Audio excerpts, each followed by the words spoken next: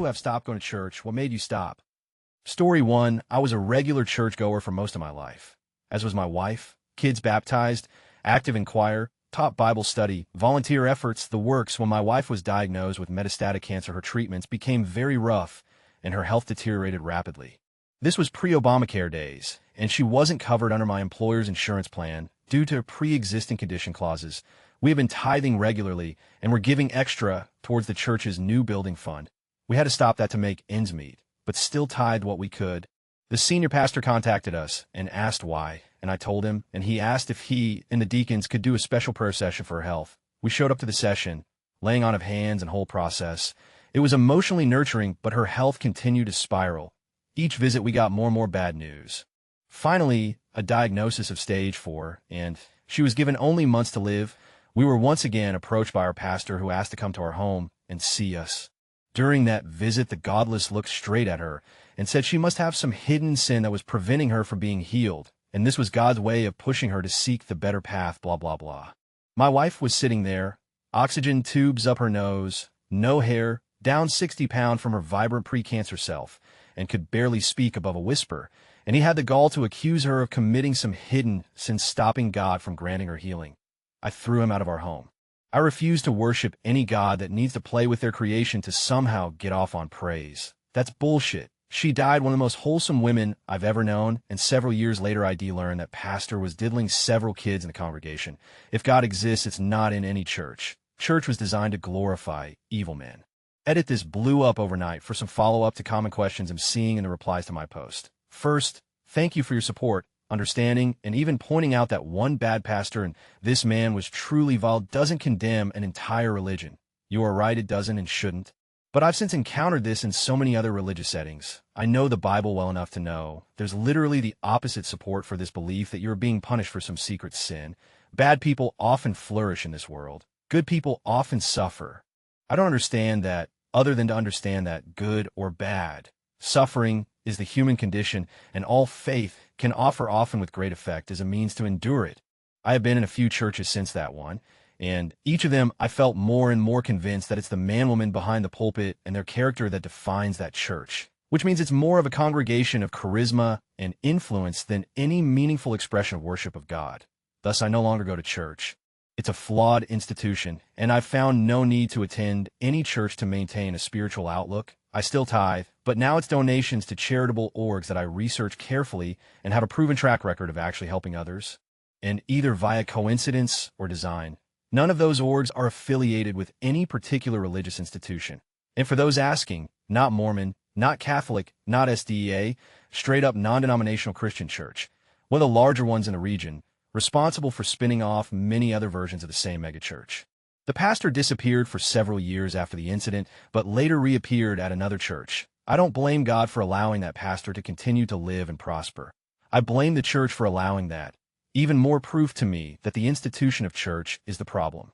Story 2, I started to realize I felt guilty for things that weren't truly wrong and didn't negatively impact others. I now don't need the interpretation of good and evil from others. I just do my best to be a good person on my own terms. Story 3, around 2004. We got these 2 sermons in back-to-back weeks. 1. Being homosexual is an abomination against God and is a horrible sin that goes against nature. And it's a disgrace to the Lord that these heathens legalized gay marriage. Massachusetts, too. Although these priests were caught molesting children, we should forgive them as Jesus forgave. This was the Catholic Church in a nutshell. And my entire family could not be part of this anymore. The hypocrisy was palpable. Story 4, I was raised in the Church of Christ. Women aren't supposed to speak in front of men. Instead, they're supposed to filter their voice through their husband or father. My dad has Alzheimer's, and my raised in the church husband beat me, cheated on me, lied, stole, and beat our kids. I also watched them drag a 16-year-old gay child to the front and excommunicate him in front of over 1,000 people. Evil effing cult. Story 5, the focus on appearances. It seemed like no one actually gave a what went on behind closed doors as long as they weren't forced to acknowledge it. Felt like nobody would care if their back teeth were rotting out just as long as the front looked nice, so to speak.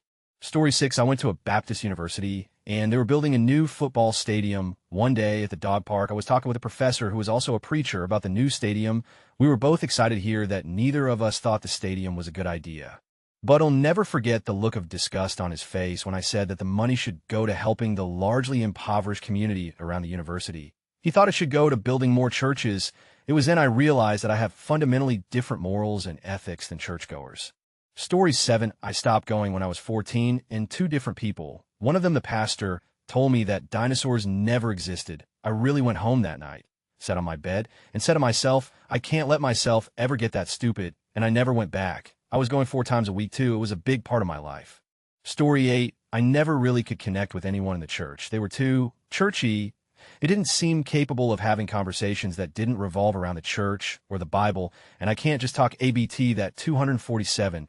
The level of close-mindedness, Oswell, was quite infuriating and couldn't continue to deal with that. Story 9, when I was going through my divorce, my pastor called me and told me he thought it would be best if I didn't come back to church until I got my life together. My ex-wife, she stayed and was welcomed with open arms, so I'm a little disillusioned. Story 10, I slept in one Sunday and loved it. Never went back to Sunday school. My oldest is in med school, and my other kids are great kid students. When people ask me how my wife and I raise great kids, I always say, make sure you're arrested. Story 11, too many fake people. Too many people who think Christianity and political beliefs go together, and too many people who rely on God and don't want to do the work and fix their own problems. Story 12, God is everywhere in the universe. The only thing that is solely inside the church is the collection plate. Organized religion is a business and used to be a form of social and political control. Story 13, stopped going to our family church when the pastor told me I was not allowed to leave my husband over domestic abuse unless he cheated on me. I left him anyway. Story 14, my son is trans. He was accepted when he was female. When he began transitioning to male, several congregation members let it be known they didn't approve. Then the pastor made an anti-LGBTQA comment, and we were done. My son, who grew up as an altar server in that church, said to me shortly after that, I know I'm going to, so what difference does it make? The church did that to him, so them all too. Story 15, I got sat in the hall and not allowed to participate in Sunday school after declaring that Jesus was a zombie and there was no other way he could have possibly come back to life, and refusing to budge from my very logical position on the matter. I was 8. It was not my last time getting in trouble for the Jesus is a zombie theory. Story 16, the last time I went to my church was my mom's celebration of life service. It's been 8 years, and I don't think I can set foot in the building without tears. Story 17, the cult couldn't keep me trapped with their lies. For context, I was in the Mormon church. I don't think all churches are cults, but the LDS church is. Story 18, because when you really get down to it, it's just people telling you they know what happens when we die. I'm not basing my lies ideology around something that's impossible to know. Story 19, after my separation and divorce, not one person from my church called me to ask how I was doing. I grew up in that church, and when as an adult after moving back to my hometown, there are other reasons, but this one still hurts 3 years later. I'll never go back to a Baptist church. I may not go back to church at all. I still pray every day. Story 20, I realized they all worship a mythology no different from stories about Greek and Roman gods, and I started looking around me and noticed all these supposedly good people were actually pretty racist, homophobic, just about as far away from the actual teachings of Christ as can be. If Jesus took a look at what his followers have become, he'd just sit and cry. I've only ever met maybe 1 or 2 actually good Christians who live like Christ said we should. The rest of them are just pretending. Story 21, early on in my time in Iraq, I was a gunner on a Humvee. Some Iraqi kid 8 to 10Y. Threw a rock at me, the truck. I was pulling on the trigger before my brain realized rock. Not danger, I didn't kill anyone, but it really with me. I was a devout Catholic at the time. I went to next confession to get help. The priest was fixated on whether I had rubbed one out and was completely disinterested in what at the time the closest I got to killing someone. It just spiraled from that point for a few years before I came to the conclusion that all man-made churches were corrupt and morally bankrupt. Story 22, look at the Not a Drag Queen subreddit. 80 to 85 of the pedophiles caught there are religion-affiliated. The remainder are usually Republican politicians. Story 23, being literally told, you're not a Christian because I didn't believe exactly like them. And the person telling me this also was an abusive, violent alcoholic who grabbed me around my throat and gave me sciatica because I had to carry her to her bedroom when she was passed out drunk. I'm a follower of Christ, am not a fan of other Christians.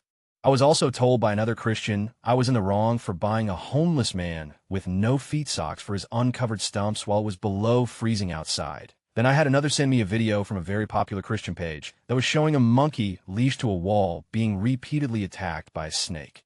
Somehow they didn't see that as evil, and it was like when Satan tries to get you, but you resist. The absolute dissonance of watching an animal be tortured while claiming to be a follower of Jesus is baffling, but common, very, very common amongst Christians. And I'm not going to sit in a building and have a middleman between me and God. I align with the Quaker denomination the most, but I view no version of the church as pure. They are all rotten and corrupt. Story 24, I got really tired of not hearing God the way the rest of the congregation did. I got tired of prayers that ended up being little more than words. I got tired of reading the Bible and constantly running across barbaric, nonsensical that has no place in the world.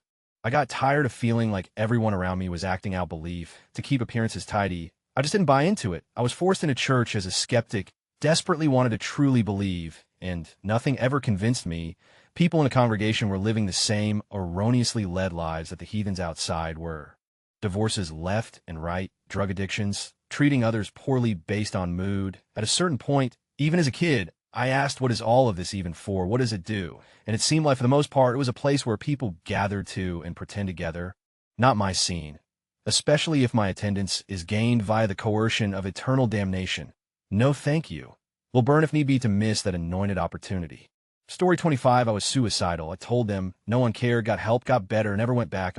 Grew up in the church. One day the pastor tried to tell me that if I don't bring my friends to church they will go to, and it would be my fault. That didn't seem logical to me. So I started asking questions. The answers were bullshit, so I stopped going. Story 26, my church found out that I'm gay, and most of the members shunned me. I also came to realize that my church, LDS Mormon, was a cult around that same time. Story 27, I stopped going out of boredom. I don't find God boring. I find preachers boring, though. They drone on for too long. I don't believe sermons should last an hour and a half or more. It's difficult to find a charismatic speaker that can hold my attention for long enough to get their point across, and I just don't find it rewarding. I love God, but I don't love church. Story 28, oddly enough, I don't have a traumatizing story. I just realized when I got older that I didn't hold those beliefs, so why would I continue to waste my time there? Story 29, when Christians and the church supported a man who has lived his life in direct opposition to the Bible. Then they voted for him again as a convicted felon and rapist. Churches are about money and control. That's why they love Trump. Story 30, I asked my pastor about Jeremiah 10 and why we put up a Christmas tree when the Bible basically forbade it. They asked me not to come back. I was 11. I didn't come back. I explored witchcraft instead. Never looked back. Story 31, the hypocrisy became exhausting. Preaching about loving thy neighbor and in the same breath condemning thy neighbor. The Sunday crowd treating service industry workers like absolute garbage. The greed, etc. Story 32, religion didn't make sense anymore. Why believe in a several thousand-year-old story that the supposed God didn't even write? The Christian Bible was written by man for man. They'll believe in a God when they show themselves directly. Story 33, I walked away from a very liberal church.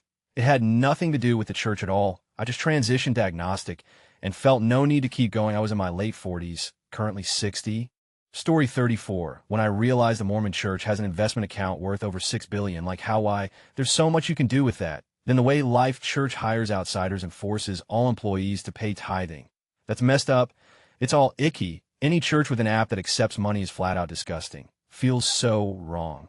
Story 35 was raised Catholic and went to Catholic school all my school life 0-10. Do not do this to your kids. There were 4 nails in the coffin of my religious life. 1, LGBTQ rights became more and more accepted, and the Catholic Church became more and more downright mean about how LGBTQ people should not exist and all that.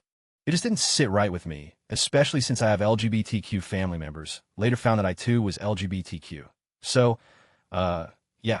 First nail to my then fiancé, and I wanted to get married. The issue was that my aunt was dying of stage 4 throat cancer, and the groomsman was set to be deployed to the literal opposite side of the globe in just 7 months. We needed to have the wedding soon. Went to the priest, and the priest was like 9 months of marriage counseling. Not a minute earlier, we explained the situation, and he refused to budge. He then said that if I were to go ahead and get married by someone else anyways, then I would be banned from all sacraments until the marriage counseling was completed. Second nail, we got married by someone else, and I never went back to church. 3, Trump, and how all the religious people I knew latched onto him like he was Christ come again. None of anything he said was even remotely in line with what I had been taught Jesus wanted us to be, yet all the people around me were full-on worshiping this POS. I knew Trump was bad news by the end of his first campaign speech in 2015. Third nail, for my mom dying. She had been crazy sick all my life and was always in insane amounts of pain. I prayed to God every week asking him to heal her, as she had done more than enough to deserve that. Not that she should have had to do anything. Then she died instead. There's no way a loving deity would do that to her. Don't give me that God works in mysterious ways BS. She suffered for 20-ish years and was incredibly devout the entire freaking time. What did that get her, Jack? Fourth nail, now I'm full-on atheist. If there is a God, they have stopped caring about us millennia ago, and it is time we stop letting a book written 2,000 years ago from the world's worst game of telephone and edited by countless people with dubious intentions since rule our lives. Edit-o. Yeah. Fifth nail was when all the priest pedos were found and how the Catholic Church protected them instead of firing and excommunicating them. Story 36, I still believe in God. I just don't believe in the people who say they represent him, as if that somehow makes their hypocritical, holier-than-thou attitude acceptable. Story 37, reality and science. The fact that once an idea that the church says is against God's will or is definitely a fact is proven wrong by science or started being accepted by society. The church all of a sudden accepts it and deems it correct and or accepted. Proof is churches closing and being sold because they weren't making enough money. All religions should be taxed because all they are is another business. Story 38, I gradually got sick of listening to unkind bullshit that didn't seem to match up with what the guy the whole religion's named after was saying. I got sick of seeing none of the people that are living their lives like that guy said they should, and instead hunting around the whole book for justification for the way they were already acting and thinking. I got sick of noticing how we were supposed to do less than the bare minimum in order to be considered good Christians and Baptists. Eventually, it occurred to me that I was getting zero value out of listening to an up-jumped redneck behind a pulpit, claiming to be an authority on the unknowable.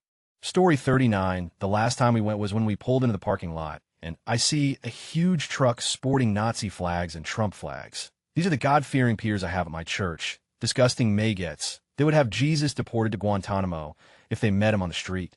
We leave out an extra plate for a possible stranger, and they take away school lunches. The hypocrisy makes my head spin.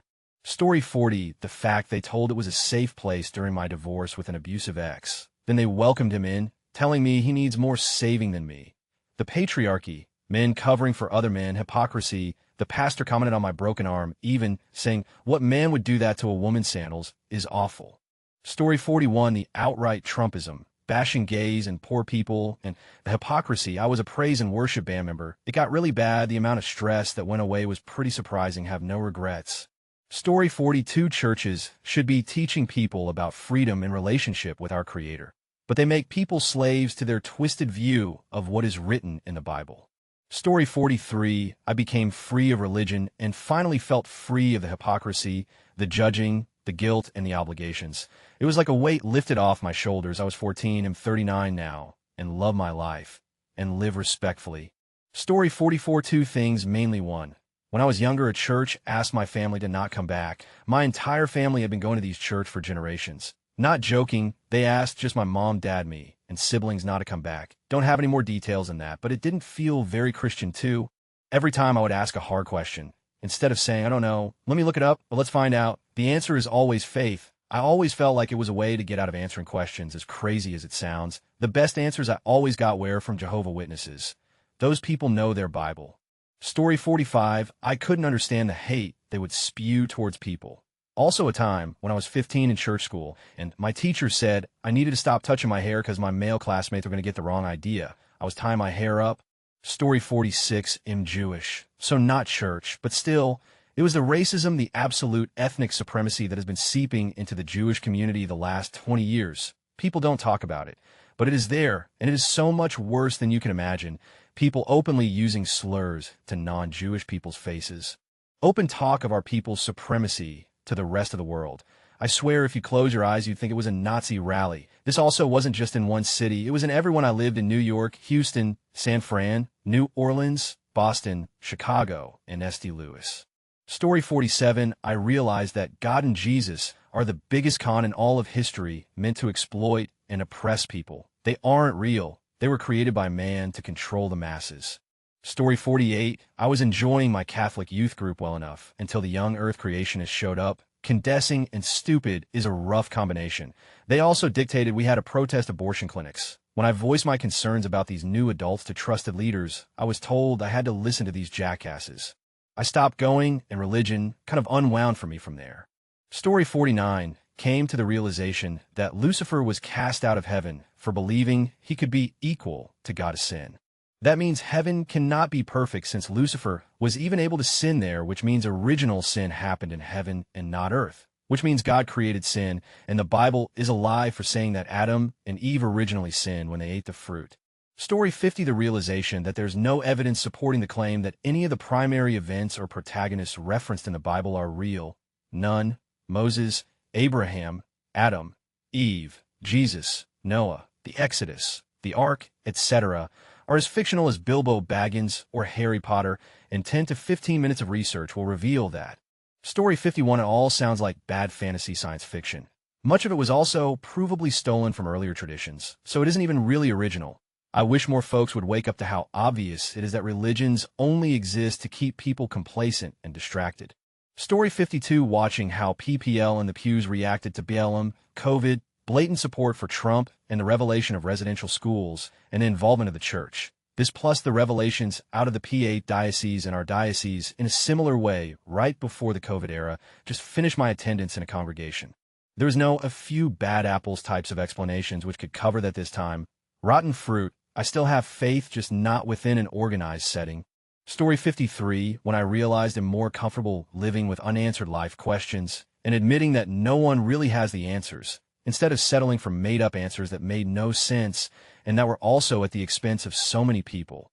Also, I became increasingly uncomfortable with being required to view every non-Christian as less than and evil. That just never sat well with me. I was always meeting amazing non-religious people, and I couldn't bring myself to thinking such awful thoughts about them all the time to be a disingenuous salesman of sorts where I befriend people, but in the back of my mind I know I just want to sneak in chats about Christianity and eventually convert them. Story 54, in my 20s, I had this weird epiphany. Hold up, why did God harden Pharaoh's heart? Was he just chomping at the bit to murder babies and extend the suffering of the Jews? Is that a particularly nice thing to do? Story 55, the bigotry. Every church on every town in multiple different states was filled with bigots, and the congregation as a whole was dead convinced that only they had it right. They were the only special ones, ignoring that their own doctrine changed regularly, and therefore, either they were wrong now. Our grandma was in with every single human who ever died before a couple years ago. Magical thinking idiots. Christians. Story 56, they literally said openly that all gay people should be sent to CA so they could eventually die off. Also, it was a predominantly black non-denominational church, Agape, and they were Trump supporters, which was bizarre. That was my last time going to church ever. This was in 2014, somewhere near a military base in Europe. Story 57, Mom, you don't want me to open this can of worms. Don't ask me why I resent religion. Continues to ask for context in black. Aside from the endless list of bullshit, I could ramble off. Frankly, I find insulting to be expected to follow the God of the people who enslaved our people, and the older I get, the deeper my resentment becomes.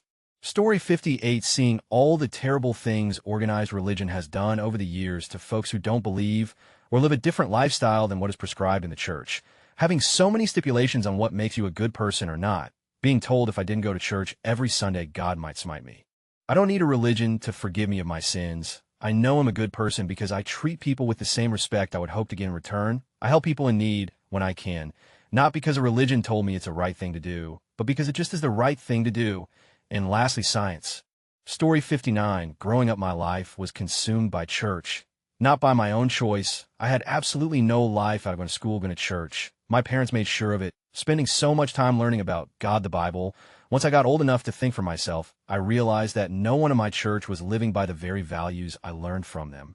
I tried to ask questions and point this out, but I was shut down and treated horribly for it. But I was under 18 and still not allowed to leave. They were racists, misogynists. They turned a blind eye to abuse and shunned those who struggled from mental or financial crises, unless they were deemed good people.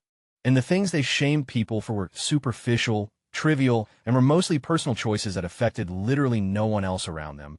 I came to the realization that I strongly disliked everyone in the church. Many non-Christians I knew were living by the values I was taught organically, without need of the constant threats and fear-mongering. And the people purporting the threats, fear-mongering, were the very people that I thought would likely go to for their actions. based on actual Christian values. It took a long time for me to be able to leave because my parents did not support it. So I had to work hard, become completely independent from them to escape. I would much rather live the values I believe in organically than participate in an organization that uses thinly veiled religious speech to justify their own hate, political violence, and sometimes literal violence towards others. I believe that much of modern-day Christianity is not actually Christian. Jesus would not claim them. It's just a hollowed-out word now. Most of those people live their lives violating commandment 2, don't take the Lord's name in vain, by claiming Christianity while living their lives they live and doing the things that they do. Meanwhile, they beat their kids to bruises for saying the word. The day I moved out of my parents' house, I was already secretly atheist, and they couldn't make me attend church anymore. I realized the God of the Bible is a psychopath while reading the Bible at church. Soon after that, I realized he's just a character in a book of fiction. Hey Race, a great list of just how horrible the Bible actually is: torture, human sacrifice, polygamy, lack of women's rights, cannibalism, rape. These are actual Bible verses in context. And the Christian God is fine with all this horror, even encourages it and participates in it. He's also commanded several genocides, making him several times more evil than Hitler. Hey Race, where he commands genocide: Deuteronomy 233-34, Deuteronomy 33-6, Joshua 6:21, Deuteronomy 72, Deuteronomy 7:16, Deuteronomy 13:15, Deuteronomy 2016-17, Joshua 10:40. 1 Samuel 152-3. Story 60, it kind of ruins the weekend. I can't make too much noise before 9 because our neighbors hear everything and people should get to sleeping on Sunday. Having church at 10:30 just kind of breaks up the day really awkwardly because the morning is too short to do much, and after church, so much of the day is gone. If church were at 9 a.m., I would probably go once a month or so. Story 61, because of the hate, the hypocrisy, cherry-picking lines from the Bible. Either follow all of it, or quit whining about who's breaking the rules. Something, he who lives in a glass house should not throw stones. Story 62, I realized it was all fake.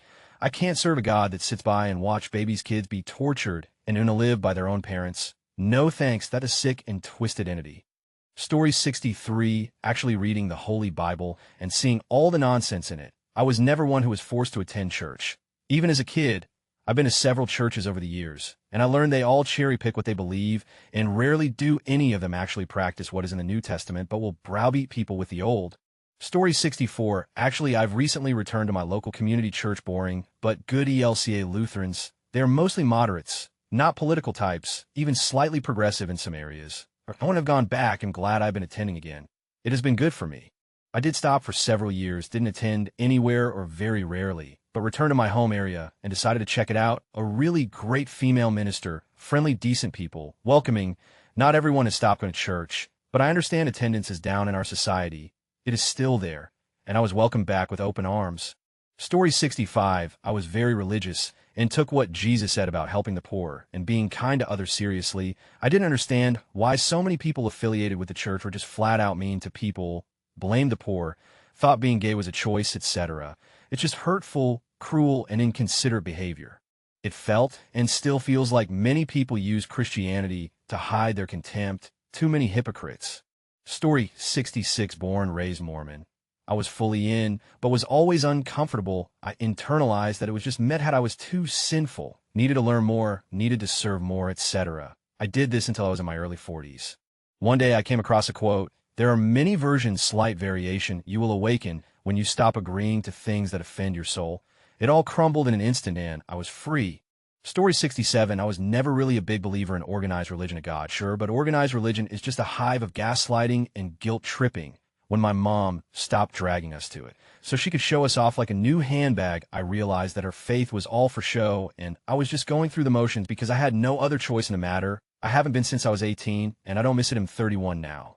Story 68, I realized that those at least in my area that practice religion are some of the most mean, hateful hypocrites. They lecture you on the Bible and its teachings, and then turn around and do the opposite the moment they walk out those doors. And I want to clarify that I've tried going to multiple different churches in different towns and of different denominations. It was always the same.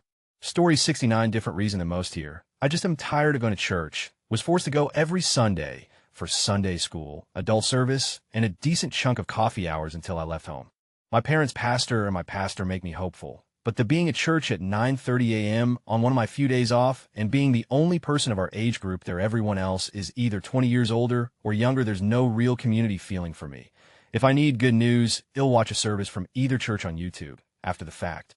Story 70. Long story. My wife and I slowly started drifting away back when gay marriage was being legalized across the country in the U.S. Our Catholic Church was adamantly against it and passed petitions around to try and prevent a local referendum from moving through the legislature. If you couldn't tell, we support gay marriage.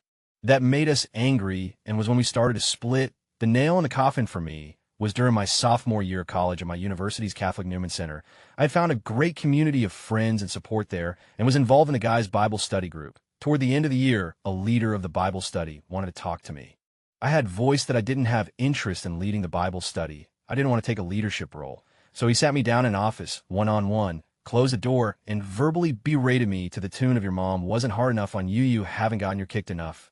To this, I had no response, got up from that meeting, and only returned to the building when the head priest wanted to talk to me about the incident. Haven't returned to the church or Catholicism since. Way too much shame and guilt and negativity for me. Better in the rear view.